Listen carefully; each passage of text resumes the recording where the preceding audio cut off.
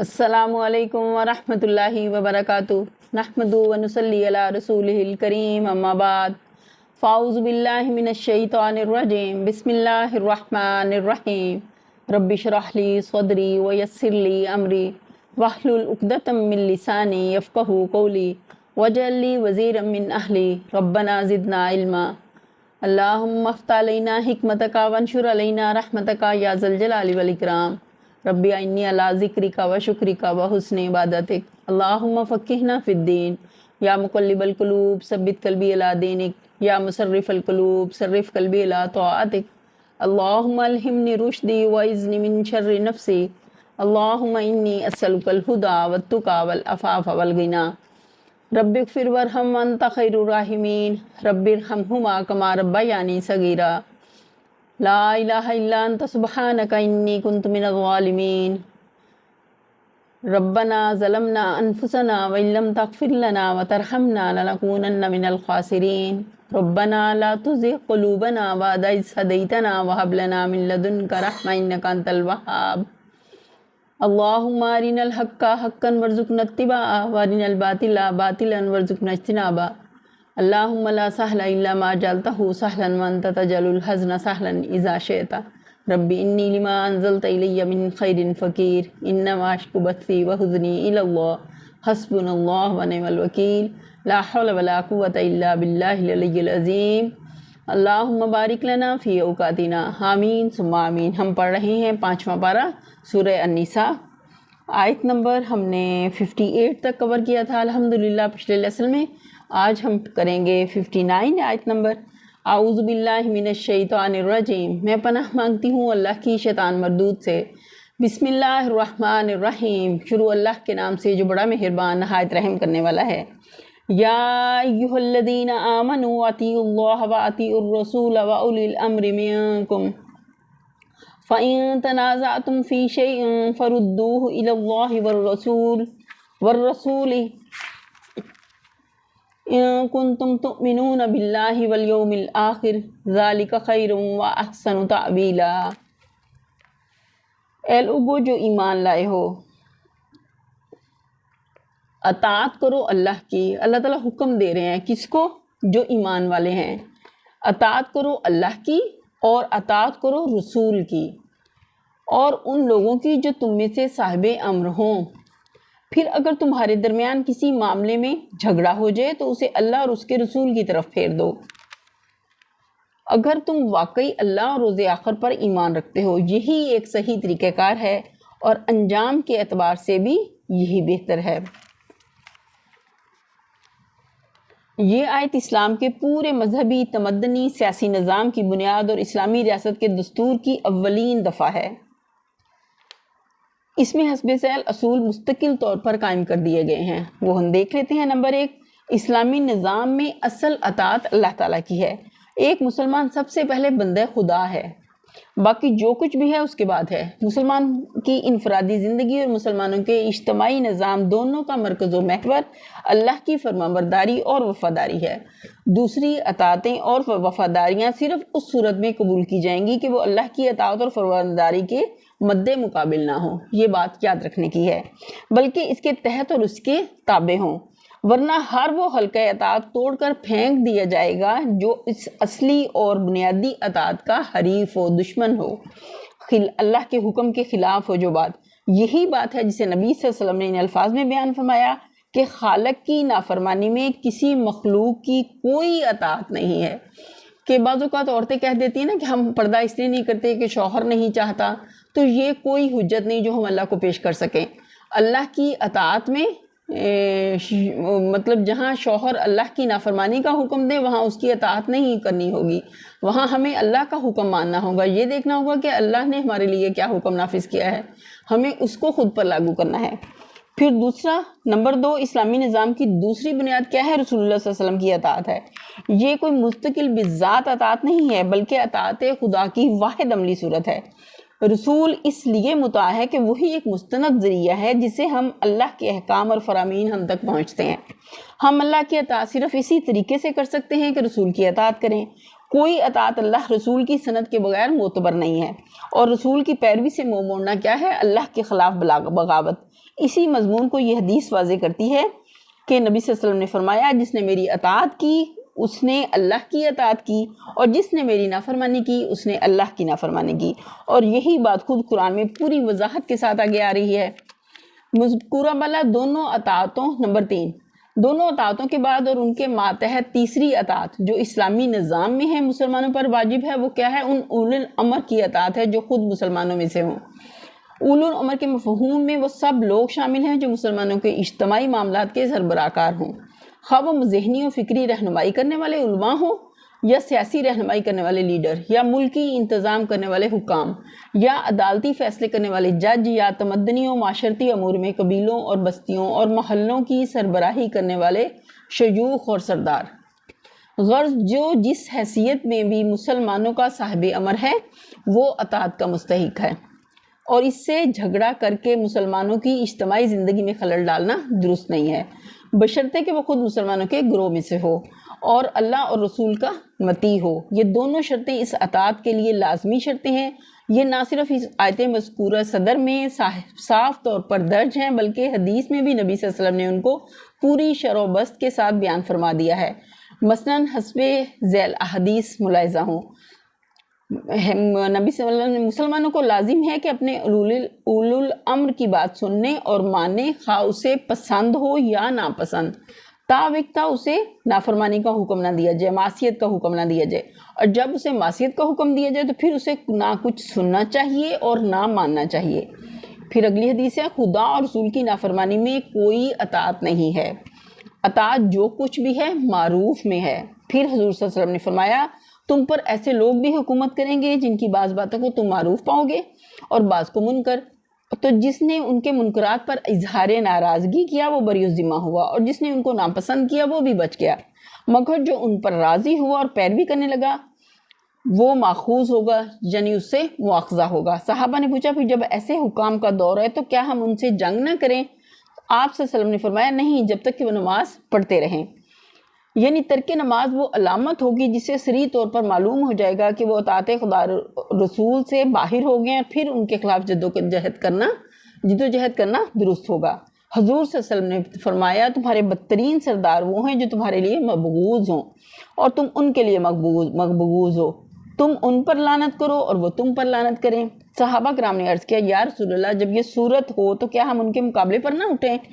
فرمایا، نہیں، جب تک کہ وہ تمہارے درمیان نماز قائم کرتے رہیں، نہیں، جب تک وہ تمہارے درمیان نماز قائم کرتے رہیں۔ 2 دفعہ اس کی تلقین کی۔ اس حدیث میں اوپر والی شرط کو اور زیادہ واضح کر دیا گیا ہے۔ اوپر کی حدیث سے گمان ہو سکتا تھا کہ اگر وہ اپنی انفرادی زندگی میں نماز کے پابند ہوں تو ان کے خلاف بغاوت نہیں کی جا سکتی، لیکن یہ حدیث بتاتی ہے کہ نماز پڑھنے سے مراد دراصل مسلمانوں کی اجتماعی زندگی میں نماز کا نظام قائم کرنا ہے۔ یعنی صرف یہی کافی نہیں کہ وہ لوگ خود پابندی نماز کے پابند ہوں، بلکہ ساتھ یہ بھی ضروری ہے کہ ان کے تحت جو نظام حکومت چل رہا ہو وہ کم از کم اقامت صلاۃ کا انتظام کرے۔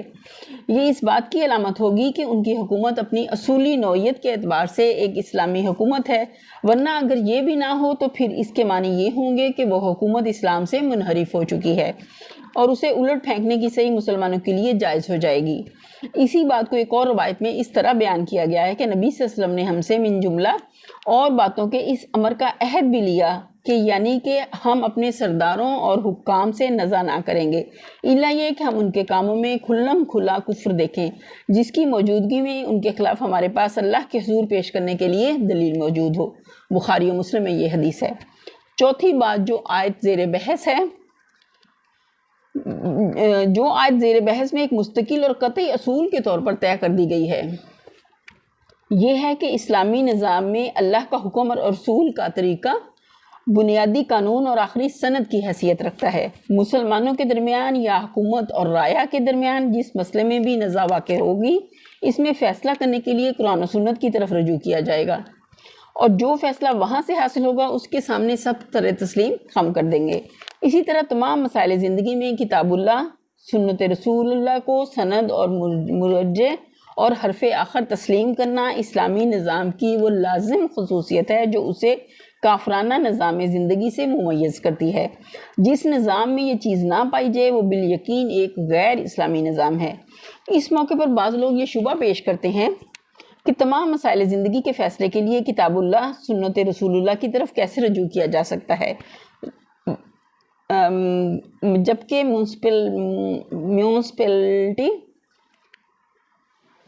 میونسپلٹی اور ریلوے اور ڈاک خانہ کے قواعد و ضوابط اور ایسے ہی بے شمار معاملات کے احکام سرے سے وہاں موجود ہی نہیں ہیں، میونسپل کمیٹی جیسے ہوتی ہے نا۔ لیکن در حقیقت یہ شبہ اصول دین کو نہ سمجھنے سے پیدا ہوتا ہے۔ مسلمان کو جو چیز کافر سے ممیز کرتی ہے وہ یہ ہے کہ کافر مطلق آزادی کا مدعی ہے اور مسلمان فی اصل بندہ ہونے کے بعد صرف اس دائرے میں آزادی سے فائدہ اٹھاتا ہے جو اس کے رب نے اسے دی ہے۔ کافر اپنے سارے معاملات کا فیصلہ خود اپنے بنائے ہوئے اصول اور قوانین و ضوابط کے مطابق طے کرتا ہے، اور سرے سے کسی خدائی سند کا اپنے آپ کو حاجت مند نہیں سمجھتا۔ اس کے برعکس مسلمان ہر معاملے میں سب سے پہلے اللہ اور اس کے رسول صلی اللہ علیہ وسلم کی طرف رجوع کرتا ہے، پھر اگر وہاں سے کوئی حکم ملے تو وہ اس کی پیروی کرتا ہے، اور اگر حکم نہ ملے تو وہ صرف اسی صورت میں آزادی عمل برتتا ہے، اور اسی کی آزادی عمل اس حجت پر مبنی ہوتی ہے کہ اس معاملے میں شارع کا کوئی حکم نہ دینا اس کی طرف سے آزادی عمل عطا کیے جانے کی دلیل ہے۔ آگے دیکھتے ہیں۔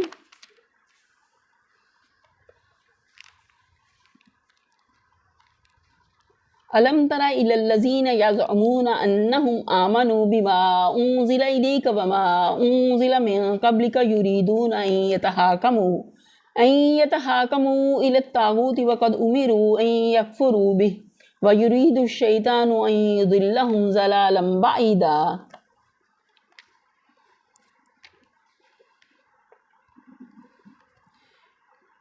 اے نبی، تم نے دیکھا نہیں ان لوگوں کو جو دعویٰ تو کرتے ہیں کہ ہم ایمان لائے ہیں اس کتاب پر جو تمہاری طرف نازل کی گئی ہے اور ان کتابوں پر جو تم سے پہلے نازل کی گئی تھی، مگر چاہتے یہ ہیں کہ اپنے معاملات کا فیصلہ کرانے کے لیے طاغوت کی طرف رجوع کریں، حالانکہ انہیں طاغوت سے کفر کرنے کا حکم دیا گیا تھا۔ شیطان انہیں بھٹکا کر راہ راست سے بہت دور لے جانا چاہتا ہے۔ قرآن مجید میں چونکہ محض کتاب آئین ہی نہیں ہے بلکہ کتاب تعلیم و تلقین اور صحیفہ واعظ و ارشاد بھی ہے، اس لیے پہلے فکر میں جو قانونی اصول بیان کیے گئے تھے اب اس دوسرے فکر میں ان کی حکمت و مصلحت سمجھائی جا رہی ہے۔ پچھلی آیت کی تھوڑی سی وضاحت رہتی تھی، وہ میں آپ کو بتا دوں۔ اس میں دو باتیں ارشاد ہوئی ہیں، ایک یہ کہ مذکورہ والا چاروں اصولوں کی پیروی کرنا ایمان کا لازمی تقاضا ہے جو پیچھے ہم نے دیکھے۔ مسلمان ہونے کا دعویٰ اور ان اصولوں سے انحراف، یہ دونوں چیزیں ایک جگہ جمع نہیں ہو سکتی۔ دوسرا یہ کہ ان اصولوں پر اپنے نظام زندگی کی تعمیر کرنے میں مسلمانوں کی بھی بہتری ہے۔ صرف یہی ایک چیز ان کو دنیا میں صراط مستقیم پر قائم رکھ سکتی ہے اور اسی سے ان کی عاقبت بھی درست ہو سکتی ہے۔ یہ نصیحت ٹھیک اس تقریر کے خاتمے پر ارشاد ہوئی ہے جس میں یہودیوں کی اخلاقی اور دینی حالت پر تبصرہ کیا جا رہا تھا۔ اس طرح ایک نہایت لطیف طریقے سے مسلمانوں کو متنبہ کیا گیا ہے کہ تمہاری پیشو امت دین کے ان بنیادی اصولوں سے منحرف ہو کر جس پستی میں جا گری تھی اس سے عبرت حاصل کرو۔ جب کوئی گروہ اللہ کی کتاب اور اس کے رسول کی ہدایت کو پس پشت ڈال دیتا ہے اور ایسے سرداروں اور رہنماؤں کے پیچھے لگ جاتا ہے جو اللہ اور رسول کے مطیع و فرمان نہ ہوں اور اپنے مذہبی پیشواؤں اور سیاسی حاکموں سے کتاب و سنت کی سند پوچھے بغیر ان کی اطاعت کرنے لگتا ہے تو وہ ان خرابیوں میں مبتلا ہونے سے کسی طرح بچ نہیں سکتا جس میں بنی اسرائیل مبتلا ہوئے تھے۔ اللہ تعالیٰ نے بنی اسرائیل جس چیز میں مبتلا ہوئے تھے اس سے مسلمانوں کو بچنے کی تاکید کی تھی پچھلی آیت میں، اور وہ جو 4 اصول ہم نے ڈسکس کیے اسی کی آگے وضاحت تھی۔ ابھی جو ہم نے آیت دیکھی ہے اس کی ڈیٹیل دیکھ لیتے ہیں۔ طاغوت، اللہ تعالیٰ نے اس سے منع کیا، حالانکہ انہیں طاغوت سے کفر کرنے کا، انکار کرنے کا حکم دیا گیا تھا۔ تو اس کی وضاحت کیا کہ یہاں صریح طور پر طاغوت سے مراد وہ حاکم ہے جو قانون الہی کے سوا کسی دوسرے قانون کے مطابق فیصلہ کرتا ہو، اور وہ نظام عدالت ہے جو نہ تو اللہ کے اقتدار اعلیٰ کا مطیع ہو اور نہ اللہ کی کتاب کو آخری سند مانتا ہو۔ لہٰذا یہ آیت اس معنی میں بالکل صاف ہے کہ جو عدالت طاغوت کی حیثیت رکھتی ہو اس کے پاس اپنے معاملات فیصلہ کے لیے لے جانا ایمان کے منافی ہے، اور اللہ اور اس کی کتاب پر ایمان لانے کا لازمی تقاضا یہ ہے کہ آدمی ایسی عدالت کو جائز عدالت تسلیم کرنے سے انکار کر دے۔ قرآن کی روح سے اللہ پر ایمان اور طاغوت سے کفر دونوں لازم و ملزوم ہیں، اور اللہ اور طاغوت دونوں کے آگے بیک وقت جھکنا عین منافقت ہے، اس سے ہر حال میں بچنا ہے۔ اگلی آیت دیکھتے ہیں، وَإِذَا قِيلَ لَهُمْ تَعَالَوْا إِلَىٰ مَا أَنزَلَ اللَّهُ وَإِلَى الرَّسُولِ رَأَيْتَ الْمُنَافِقِينَ يَصُدُّونَ عَنكَ صُدُودًا۔ اور جب ان سے کہا جاتا ہے کہ آؤ اس چیز کی طرف جو اللہ نے نازل کی ہے اور آؤ رسول کی طرف، تو ان منافقوں کو تم دیکھتے ہو کہ یہ تمہاری طرف آنے سے کتراتے ہیں۔ منافقین کے بارے میں اس سے معلوم ہوتا ہے کہ یہ منافقین کی عام روش تھی کہ جس مقدمے میں انہیں توقع ہوتی تھی کہ فیصلہ ان کے حق میں ہوگا، اس کو تو وہ نبی صلی اللہ علیہ وسلم کے پاس لے آتے تھے، مگر جس مقدمے میں اندیشہ ہوتا کہ فیصلہ ان کے خلاف ہوگا، اس کو وہ آپ کے پاس لانے سے انکار کر دیتے تھے۔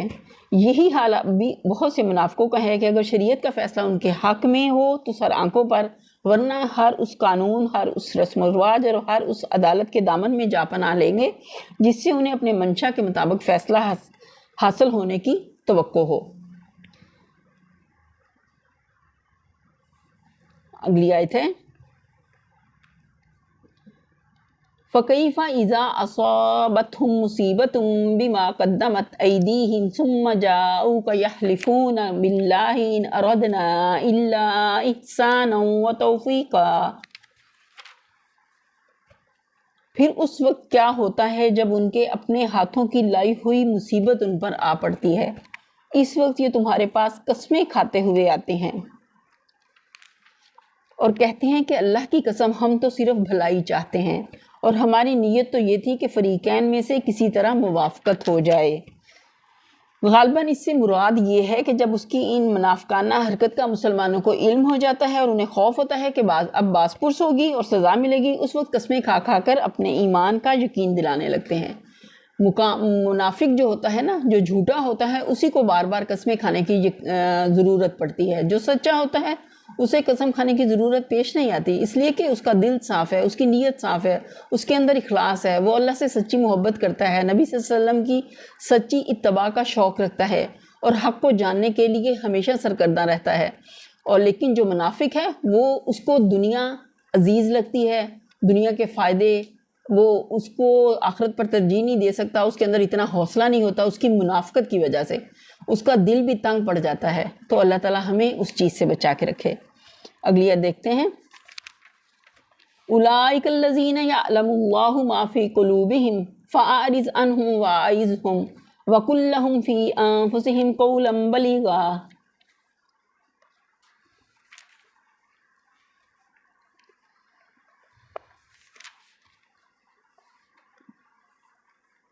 اللہ جانتا ہے جو کچھ ان کے دلوں میں ہے، ان سے تعارض مت کرو، انہیں سمجھاؤ اور ایسی نصیحت کرو جو ان کے دلوں میں اتر جائے۔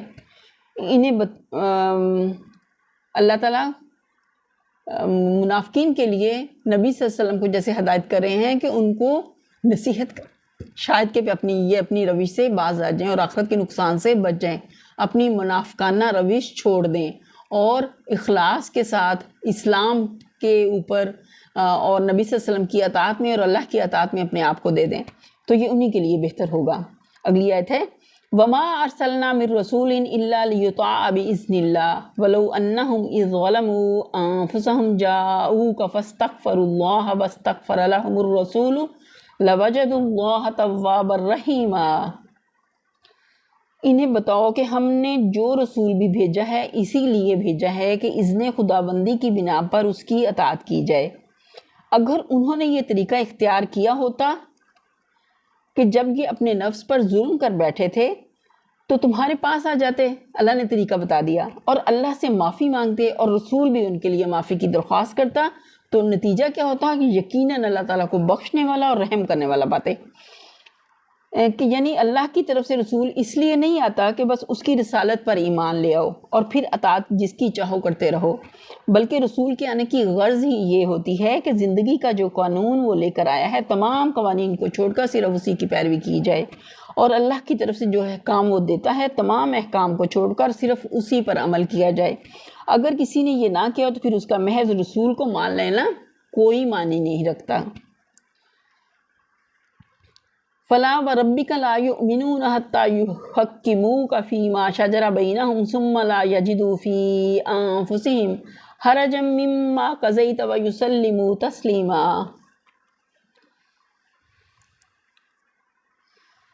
نہیں اے محمد، تمہارے رب کی قسم، یہ کبھی مومن نہیں ہو سکتے جب تک کہ اپنے باہمی اختلافات میں تم کو فیصلہ کرنے والا نہ مان لیں۔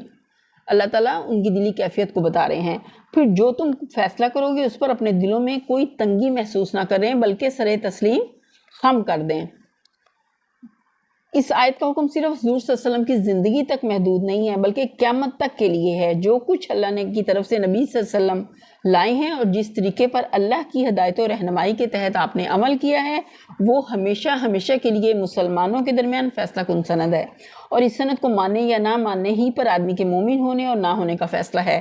حدیث میں اسی بات کو نبی صلی اللہ علیہ وسلم نے ان الفاظ میں ارشاد فرمایا ہے، تم میں سے کوئی شخص مومن نہیں ہو سکتا جب تک کہ اس کی خواہش نفس، یہ غور طلب بات ہے کہ جب تک اس کی خواہش نفس اس طریقے کی تابع نہ ہو جائے جسے میں لے کر آیا ہوں، کہ جو اللہ کے احکامات ہیں وہ اپنے نفس کا بندہ نہ ہو بلکہ اللہ کا بندہ ہو، اللہ کے آگے سر تسلیم خم کر دے۔ جس طرح ہم پڑھیں گے قرآن پاک میں کہ ابراہیم علیہ السلام کے بارے میں ہم نے پڑھا کہ اللہ تعالیٰ نے جب ان سے کہا اسلم تو انہوں نے فوراً کیا کہا، اسلمت لرب العالمین۔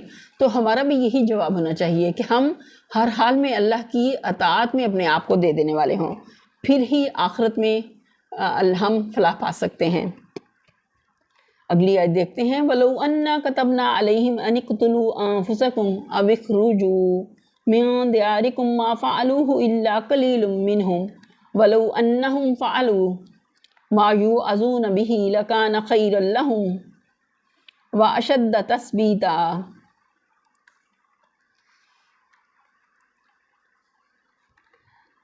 اگر ہم نے انہیں حکم دیا ہوتا کہ اپنے آپ کو ہلاک کر دو یا اپنے گھروں سے نکل جاؤ تو ان میں سے کم ہی آدمی اس پر عمل کرتے، حالانکہ جو نصیحت انہیں کی جاتی ہے اگر یہ اس پر عمل کرتے تو یہ ان کے لیے زیادہ بہتری اور زیادہ ثابت قدمی کا موجب ہوتا، اور جب یہ ایسا کرتے تو ہم انہیں اپنی طرف سے بہت بڑا اجر دیتے اور انہیں سیدھا راستہ دکھا دیتے۔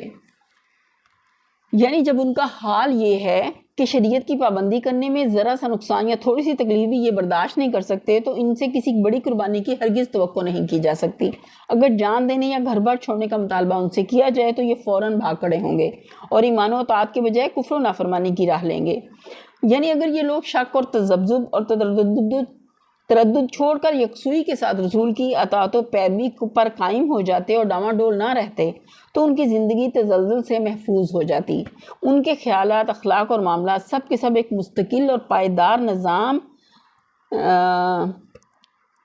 ایک مستقل اور پائیدار بنیاد پر قائم ہو جاتے اور یہ ان برکات سے بہرور ہوتے جو ایک شاہراہ مستقیم پر ثابت قدمی کے ساتھ چلنے سے ہی حاصل ہوا کرتی ہے۔ جو شخص تذبذب اور تردد کی حالت میں مبتلا ہو، کبھی اس راستے پر چلے اور کبھی اس راستے پر، اور اطمینان کسی راستے کے بھی صحیح ہونے پر اسے حاصل نہ ہو، اس کی ساری زندگی نقشے برآب کی طرح بسر ہوتی ہے اور صحیح لا حاصل بن کر رہ جاتی ہے۔ پھر ہے یعنی وہ شک کو چھوڑ کر ایمان و یقین کے ساتھ رسول کی اطاعت کا فیصلہ کر لیتے تو اللہ کے فضل کے ان کے سامنے صحیح و عمل کا سیدھا راستہ بالکل روشن ہو جاتا اور انہیں صاف نظر آ جاتا کہ وہ اپنی قوتیں اور محنتیں کس راہ میں صرف کریں جس سے ان کا ہر قدم اپنی حقیقی منزل مقصود کی طرف اٹھے۔ اگر وہ اس کا خالصتاً اللہ کے لیے اپنے آپ کو خالص کر لیتے تو ان پر حق کر چلنا بھی آسان ہو جاتا۔ اگلی آیت دیکھتے ہیں، وَإِذًا لَّآتَيْنَاهُم مِّن لَّدُنَّا أَجْرًا عَظِيمًا۔ جو اللہ اور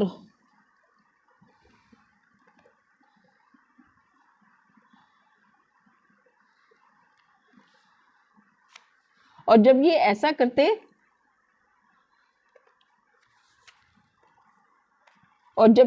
کرتے تو ہم انہیں اپنی طرف سے بہت بڑا اجر دیتے اور انہیں سیدھا راستہ دکھا دیتے، جس کی وضاحت ہم نے ابھی دیکھی۔ پھر ہے وَلَهَدَيْنَاهُمْ صِرَاطًا مُسْتَقِيمًا۔ جو اللہ اور رسول کی اطاعت کرے گا وہ ان لوگوں کے ساتھ ہوگا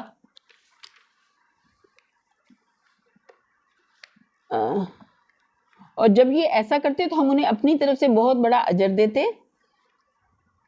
وَلَهَدَيْنَاهُمْ، اور انہیں سیدھا راستہ دکھا دیتے، جو ابھی ہم نے اس کی وضاحت دیکھی. پھر ہے وَمَن يُطِعِ اللَّهَ وَالرَّسُولَ فَأُولَٰئِكَ مَعَ الَّذِينَ أَنْعَمَ اللَّهُ عَلَيْهِم مِّنَ النَّبِيِّينَ وَالصِّدِّيقِينَ وَالشُّهَدَاءِ وَالصَّالِحِينَ وَحَسُنَ أُولَٰئِكَ رَفِيقًا.